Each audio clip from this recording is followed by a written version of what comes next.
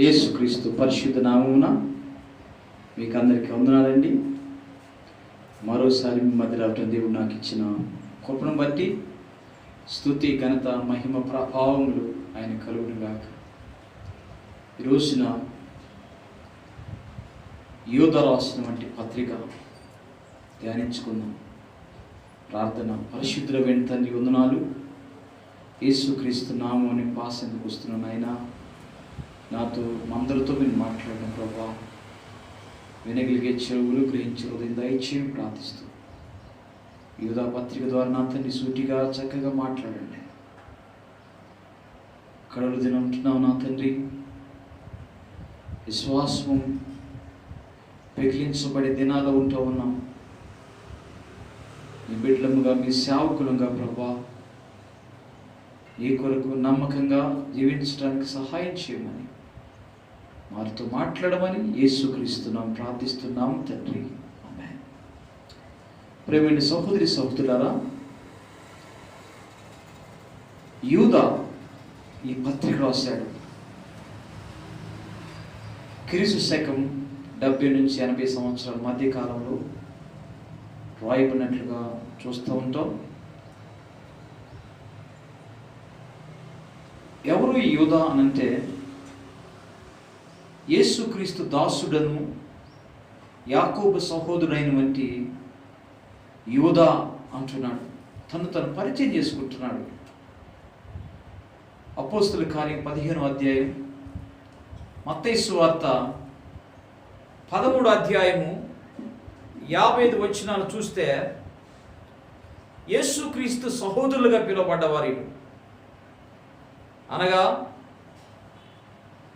యేసు ప్రభు వారు పరిశుద్ధాత్మ ద్వారా కన్యమ్మ గర్భాన్ని జన్మిస్తే, ఆ తర్వాత యేసునకు మరి జన్మించిన వారు ఉంటారు, లేదా పెద్దనాయన, చిన్నాయన, పెద్దమ్మ పిల్ల ఉంటారు. ఆ రోజుల్లో యాకోబు, యోధా, యోసే అని వారు ఆయన సోదరి మనులు ఉన్నారని, మొదట వారు యేసు ప్రభుని విశ్వాసం ఉంచలేదు. ఆయన మరణించి సమాజం తిరిగి పరలోకానికి ఆరోహణమైన తర్వాత ఆయన అంగీకరించి యేసుక్రీస్తుని వెంబడించున్నారని చెబుతూ ఉంటారు. ఆఫ్ బ్రదర్ ప్రిమిటరా అయినప్పుడు కూడా యేసుక్రీస్తుని దాసుడని అంటూ ఉన్నాడు. అనగా ఆయన కొరకు నేను పట్టుబడ్డాను. ప్రిమిటరా బాండ్ స్లేవ్, దాసుడికి బానిసకి చాలా తేడా ఉందండి. దాసుడు జీతాన్ని పొందుకుంటాడు, శాలరీ వస్తుంది. యజమాని నచ్చకపోతే పని మానేయచ్చు. శాలరీ సరిగా రాకపోతే డిమాండ్ చేయొచ్చు. కానీ దాసుడు బానిస అయితే తన జీవిత కాలం అంతా యజమానికి పని చేయవలసిందే. యజమాని పెట్టినా సంతోషిస్తాడు, పెట్టకపోయినా కూడా యజమాని కొరకు పని చేయాల్సిందే. అందుకంటూ ఉన్నాడు యేసుక్రీస్తు దాసుడని మరియు యాకోబు సహోదరుని అంటూ ఉన్నాడు. ప్రియబిడ్డలారా, ఆయన నేను దేని గురించి రాస్తా ఉన్నాడు? మొదటి 2 వచ్చిన మీటింగ్ తెలియజేస్తే విశ్వాసుల గురించి రాయబడు. తండ్రి చేత ప్రేమించబడ్డాం, యేసుక్రీస్తునందు భద్రం చేయబడ్డాం, పిలువబడ్డాం. ఒక విశ్వాసులైన మనం, దేవుని పిల్లైన మనము పిలువబడిన వారు. ఆయన వాక్యం విని ఆ వాక్యం చేత పిలువబడ్డవారు. దేవుని పిలుపుని, దేవుని సువార్తను విని పిలువబడిన వారము, మరియు దేవుని చేత ప్రేమించబడిన వారము. యేసుక్రీస్తు ద్వారా భద్రం చేయబడుతున్నాం. ఇది గొప్ప సంగతి అండి. 3వ వచనాన్ని చూస్తే ప్రాముఖ్యంగా రాయటానికి ఒక ఉద్దేశాన్ని తెలియజేస్తున్నాడు. తన ఉద్దేశము నేను రక్షణ గురించి, మనకందరూ కలిగి రక్షణ గురించి రాయాలనుకున్నాను. కానీ పరిశుద్ధులకు ఒక్కసారి అప్పగించబడినటువంటి బోధ నిమిత్తము రాయవలసి వచ్చెను అంటున్నాడు. చాలాసార్లు వాక్యం ప్రిపేర్ అయింది ఒకటైతే బోధించేది మరొకటి ఉంటుంది. తన ఆలోచన అయితే రక్షణ గురించి రాయాలని ఆలోచించాడు. కానీ విశ్వాస సంబంధమైనటువంటి బోధ, ఆ బోధ గురించి పోరాడాలి. ఆ బోధ నిమిత్తం, విశ్వాస నిమిత్తము గురించి, పోరాటం గురించి మాట్లాడాడు. ప్రియులారా, ప్రాముఖ్యంగా 4 నుంచి 16 వచనాల్లో అబద్ధ బోధకులు గురించి హెచ్చరిస్తూ, వాళ్ళు వివరిస్తూ ఉన్నాడు.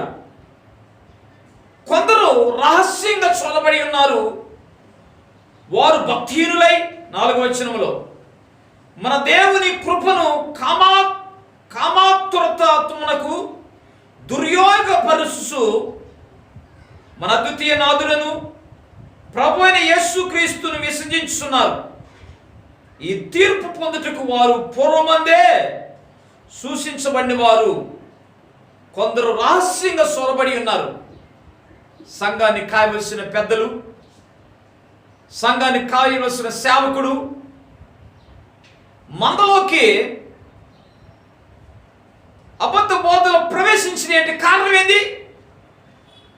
ఆ సంఘ పెద్దలు లేక సేవకుడు లేక ఆ కాపరి నిద్రపోతేనే దుష్టులు చొరబడతా ఉంటారు. అందుకు రాయబడింది కదా, రహస్యముగా చొరబడి ఉన్నారు. యెరూషలేమా, యెషయా అంటూ ఉంటాడు, నీ ప్రాకారాల మీద కావల వారి నుంచి ఉన్నాను. వారు ఏనను పగలైనను మౌనంగా ఉండరు, వారు నిద్రపోరు. ఒక కాపరి నిద్రపోతేనే, ఆత్మీయ సంబంధ మెలకు లేకపోతే, ఆత్మీయ సంబంధమైనటువంటి వివేచన లేకపోతే దుష్టులు, అబద్ధ బోధకులు సొరబడుతుంటారు సంఘాల్లో. కాబట్టి కావలి కాయవలసి, చక్కగా కావలి కాయాలి. ఈ అబద్ధ బోధకులు దేవుని యొక్క కృపని కామాతురతత్వానికి దుర్వినియోగపరుచుతా ఉన్నారు. దేవుడిచ్చిన కృపని శరీర సంబంధమైనటువంటి దురాచలకి వినియోగపరుస్తూ ఉన్నప్పుడు బిడ్డలారా, దేవుని కృపని ఆసరా చేసుకొని, కృపనిచ్చాడు కదా, ఆ కృపని లైసెన్స్గా తీసుకొని ఇష్టానుసారంగా ప్రవర్తిస్తూ ఉన్నారు.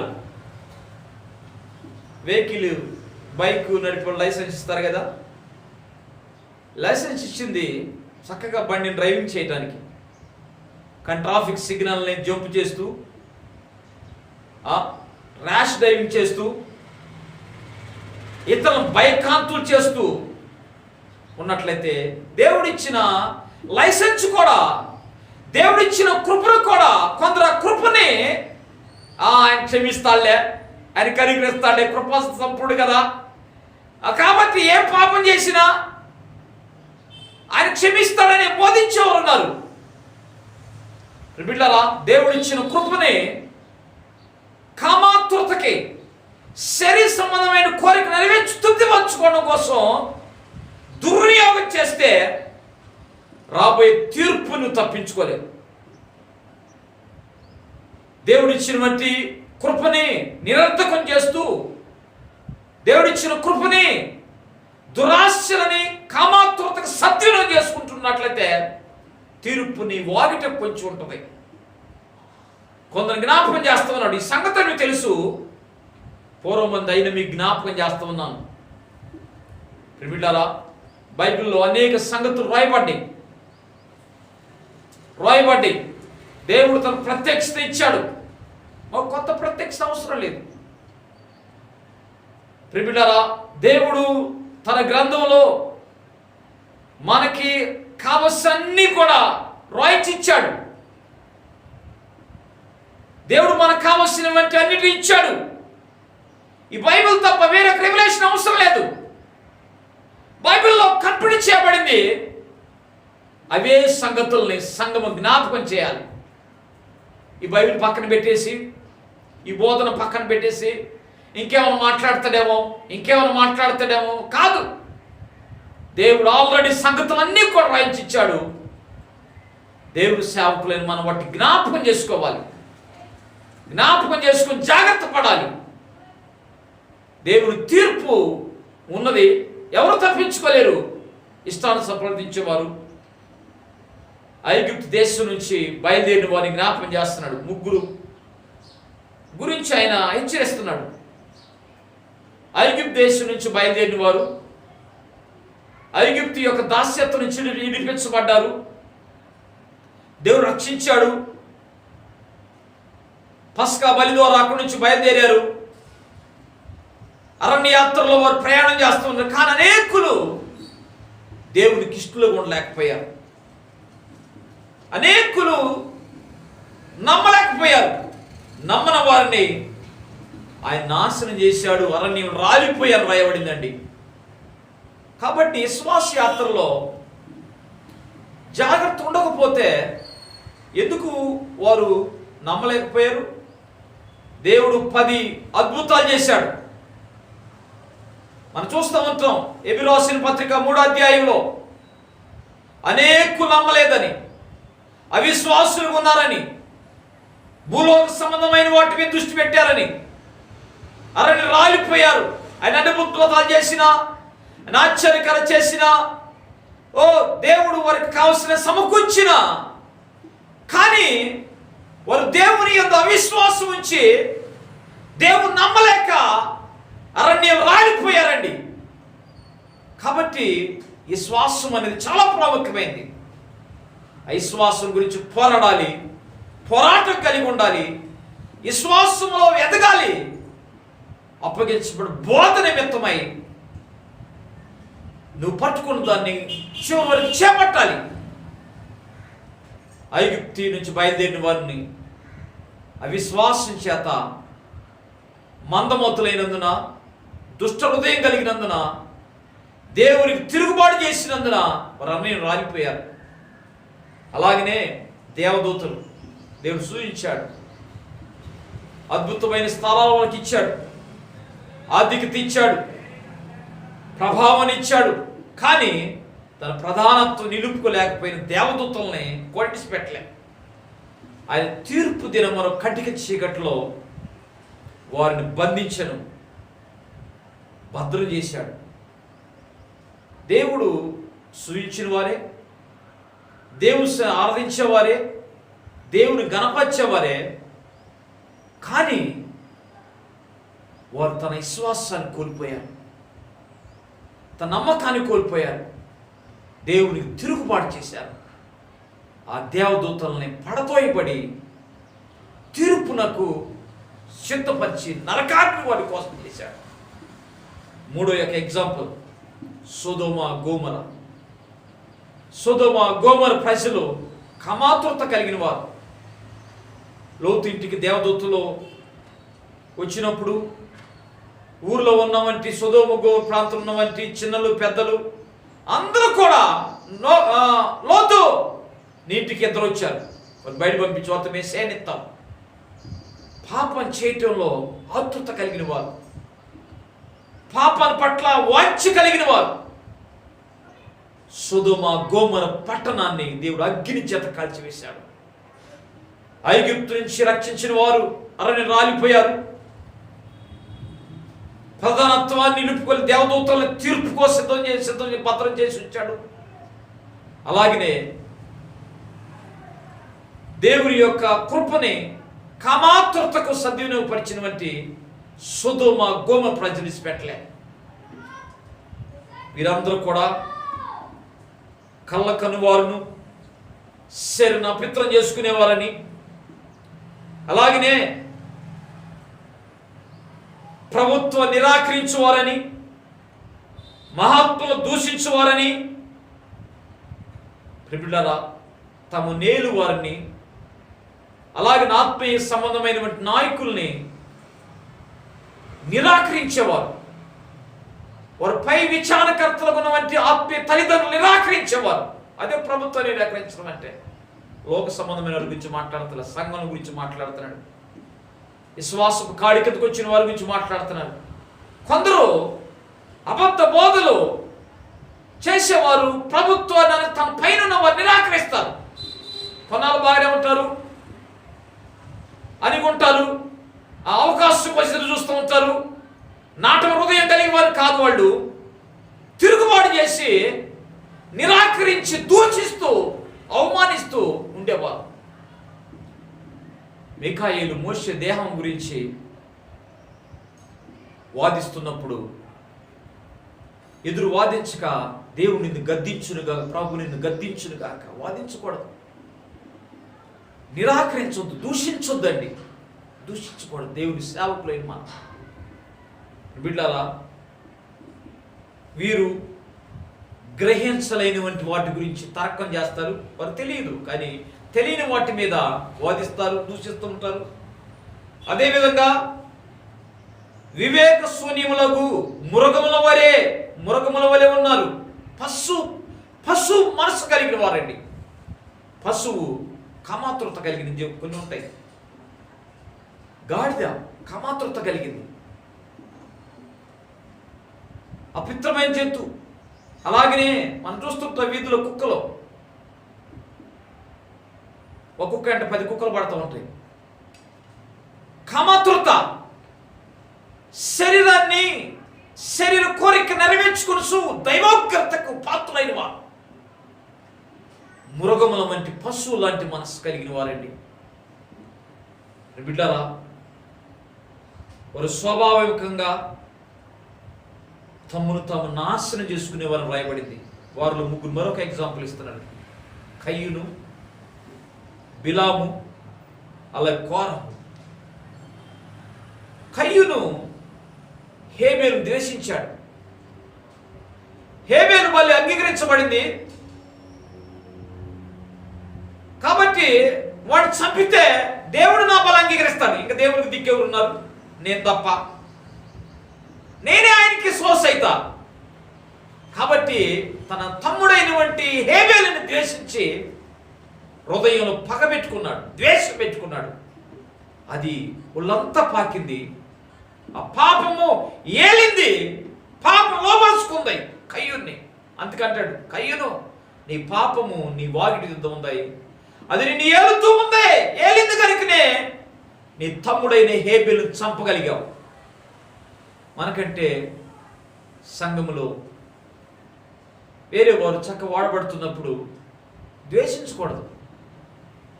నేను సీనియర్ని, వాడు జూనియరు, ఒకేలా నీ యొక్క కంటే వయసు చిన్నవాడు ఉండొచ్చు, కానీ దేవుడు ప్రత్యక్షత వాళ్ళకి ఇవ్వబడింది. నీకంటే చక్కగా వాక్యం చెప్పగలుగుతూ ఉన్నాడు, నీకంటే పరిచయం బాగా చేస్తానంటే ఎంకరేజ్ చేయాలి, అంతేగాని విమర్శించకూడదు, తెగించి దూషించకూడదు. అలాగనే వాడిని వేయకూడదు, ఎంకరేజ్ చేయాలి. కౌలు దినాలు అనేక మంది సీనియర్ సేవకులు ఈ విధంగా చేస్తున్నారు. ఎందుకంటే దేవుడు నీకంటే ప్రత్యక్షత ఎక్కువ ఇచ్చినప్పుడు, నీకంటే చక్క ఆరాధిస్తున్నప్పుడు దేశించకూడదు. కయ్యూను ద్వేషించాడు, హత్య చేశాడండి. రెండో వ్యక్తి బిలాము ప్రవక్త వరం కలిగిన వాడండి. ప్రవచన వరం కలిగిన వాడు. బిలాము ప్రవచిస్తే అది జరుగుతుంది. బిలాము ఆశ్రయిస్తే ఆశీర్వాదం కలుగుతూ ఉంది. దేవుడిచ్చినటువంటి ఆ ప్రవచన వరముని, దేవుడిచ్చినటువంటి ఆశీర్వాద వరాన్ని బహుమానం కొరకు ఆతృత గలవాడై తప్పుదోవలు ప్రయాణించాడు. ఈరోజు చాలా మంది సేవకులు ఈ బిలాం బోధ గుండా వెళ్తా ఉన్నారు. ఈ బిలాం బోధ గురించే ఫిల్టరింగ్ వర్డ్స్ మనుషులు లోపరుచుకునే బోధ, అలాగనే బహుమానం కోసం పరిగెత్తే బోధ అని తెలుసు. ఏలియా గొప్ప దేవుని యొక్క అగ్ని వంటి ఆత్మ కలిగిన వాడు. అగ్ని వంటి ఆత్మ కలిగిన వంటి ఏలియాని ఎలీషా వెంబడించాడు. ఎలీషా కూడా బిడ్డలారా రెండంతల ఆత్మ కలిగిన వాడు. ఆ తర్వాత స్థానము గెహజీకి రావాలి.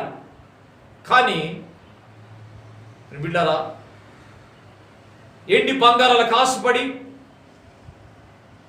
ధనానికి ఆశపడి, బహుమానానికి ఆశపడి బిడ్డలారా తీసుకొనకూడదు వంటి, లేక ధనానికి ఆశపడి ఆ ధనాన్ని కోరుకుని అబద్ధం ఆడినందున కుష్టి వ్యాధి తరతరాలకు ఇవ్వబడింది. సేవకులైన వారు బహుమానం కోసం కాదు కానీ ఆత్మల కోసం ప్రయాసపడిన వాడవలసిన వారు. బిలాము ఇంకెన్నడూ కూడా దేవుడు వాడుకోలేదు. ఎప్పుడైతే దేవుడు ఇచ్చిన తలాంతుని బహుమానం కోసం ఆతృత కలిగి తప్పుదోవలు వెళ్ళాడో దేవుడు పక్కన పెట్టేశాడు. మూడో వ్యక్తి కోరహు. బిడ్డరా ఐగుప్తు దేశం నుంచి విడిపించబడ్డాడు. అరణ్యంలో మోషే పాతు నడిచాడు. దేవుడు కృపను బట్టి నాయకుడు చేయబడ్డాడు. అయితే మోషే నాయకత్వానికి ఎదురు తిరిగాడు. ఎదురు తిరిగిన వారితో జతగట్టి దాతాను అబీరాము కోరహకు జతగట్టి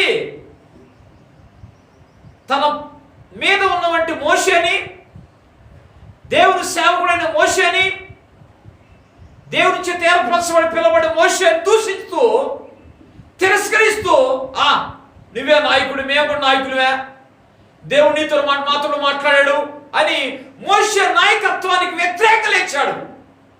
గమనిస్తే కయ్యూనేమో తనకంటే చిన్నవాడిని ద్వేషించాడు.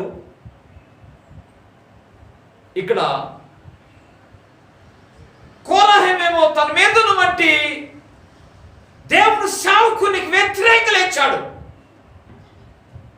అందుకనే తిరస్కరించినందున తీర్పు నాశనాన్ని భూమి నోరు తెలుసుకోనండి. భూమి నోరు తెలుసుకొని దాతాను అబీరాము కుటుంబాలని, కోరహుని నోరు తెలుసుకొని మిగింది. బిడ్డలారా నీకంటే చిన్నవారిని దేశించకూడదు. అలాగనే నీకంటే పెద్దవారిని, ఆత్మీయంగా సేవ వాడబడుతున్న వారిని, లేక ఆత్మీయంగా నీకంటే నేరు వారిని కూడా నువ్వు దూషించకూడదు, తిరస్కరించుకో, ప్రభుత్వాన్ని నిరాకరించకూడదు. వీరందరూ కూడా తమ్ము తాము నిర్భయంగా పోషించుకొనుసు ప్రేమేంద్రులను దొంగ మెట్టుకున్నారు. విశ్వాసములో గాలి అటు కొట్టకపోయి మేఘమలాగున్నారని, వేళ్ళు పెకిలించబడవ చెట్టు వలె ఉన్నారని, ప్రచండ అలల చేత నురు కక్కబడిన సముద్రంగం వలె ఉన్నారని, గత్తప్పిన నక్షత్రం వలె ఉన్నారని హెచ్చరిస్తున్నాడు. మంచి వారి గురించి మరలా హెచ్చరిస్తున్న వారిలో హానోకు 14వ వచనంలో ఆదా మొదలుకొని 7వ వాడైన హానోకు కూడా వీరి గురించి ప్రవశించి ఇట్లా, నేను ఇదిగో అందరికీ తీర్పు తీర్చుటకు వారిలో భక్తిహీనులందరినీ భక్తిహీనముగా చేసిన వారి భక్తిహీన క్రియలన్నిటిని గురించి, భక్తిహీనులైన పాపులు తమకు విరోధంగా చెప్పిన కఠినమైన మాటల గురించి వారిని ఒప్పించుటకును ప్రభు తన వేవేల పరిశుద్ధుల పరివారముతో వచ్చెను. ఇక్కడ హానోకు ప్రవక్త అంటున్నాడు. వీళ్ళరా దేవుని చేత ఎత్తబడ్డవాడు. హానోకు దేవునితో కలిసి నడిచిన వాడు. అలాగనే భక్తిహీనుల క్రియలన్నిటి బట్టి, అలాగే దురాశను బట్టి హెచ్చరిస్తూ దేవుని కొరకు జీవించిన వ్యక్తి వాటి పాలు పొందలే. తన బ్రతికినంత కాలం భక్తిహీనతో తిరగలే. ఆయన అనేకులకు ప్రవశించాడు, భక్తిహీనుల గురించి హెచ్చరించాడు. అలాగే పాపు విరోధంగా ఉండేవారు హెచ్చరించాడని, అలాగే అనేక ఒప్పిస్తూ ఉన్నాడని రాయబడిందని ప్రియబిడ్డలారా.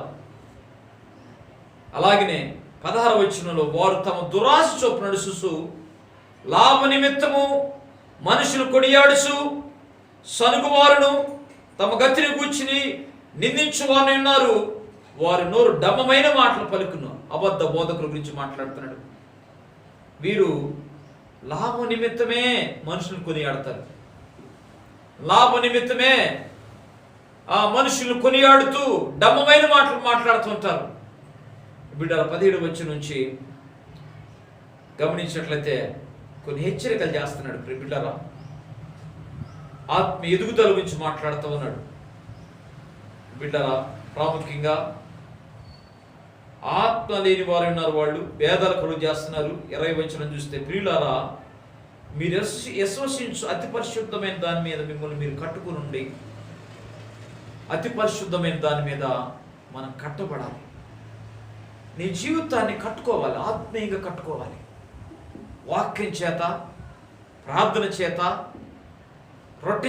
రొట్టె విరుసులు ఆ సహవాసములోను, వాక్య బోధలోను అతి పరిశుద్ధమైన దాని మీద నీ జీవితంలో నీ కట్టుకుంటూ క్రీస్తునందు ఎదగాలి. ప్రభు నమ్మి ఎంతకాలం అయింది, నీ ఆత్మీయత ఎంత ఉంది? ఇంకా అదే స్థితిలో ఉన్నట్లయితే తప్పుడు బోధలకు ఆకర్షితులవుతూ ఉంటాం. పరిశుద్ధమైన వాటి మీద కట్టుకోవాలని, అలాగనే బిడ్డలా పరిశుద్ధాత్మలో ప్రార్థన చేయాలని, యేసుక్రీస్తు కనికరం కోసం కనిపెట్టుకోవాలని, దేవుని ప్రేమని సూత్రాన్ని కాసుకోవాలని, సందేహపడి వారిని కనికరించాలి, అగ్గి లాగినట్టు కొందరు లాగాలి, శరీర సంబంధమైన పితృత్వను ప్రవర్తన లేకుండా దాన్ని అసహించుకుంటూ భయముతో కొందరిని కరుణించండి. బిడ్డలారా, నిన్ను కట్టుకోవాలి, పరిశుద్ధాత్మత ప్రార్థన చేయాలి, ఆయన చిత్తానుసారం ప్రార్థన చేయాలి.